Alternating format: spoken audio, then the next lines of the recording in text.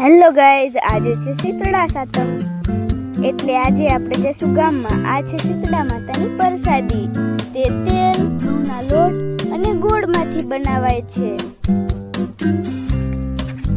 મિત્રો, આપણે ગામમાં જવા માટે ચાલતા થઈ ગયા. આ છે આપણું ગામ. જો આપણે શીતળા માતાના મંદિરે પહોંચી ગયા. જો કેવું મંદિર સરસ મજાનું છે. આ મંદિર પથ્થરોથી બનાવવામાં આવેલું છે. આ મંદિર પાંડવો દ્વારા બનાવવામાં આવેલું છે એવું જણાય છે.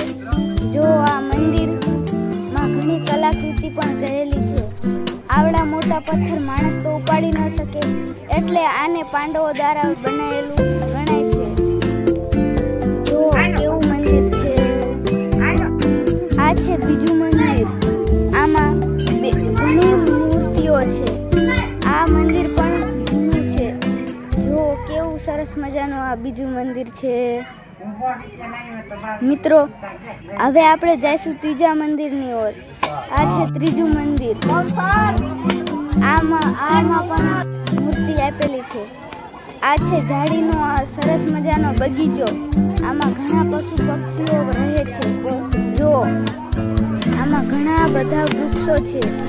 મિત્રો, તમને મારા બ્લોગ સારા લાગતા હોય લાઈક, શેર, સબસ્ક્રાઈબ. આપણે આપણી વાડીએ પહોંચી ગયા.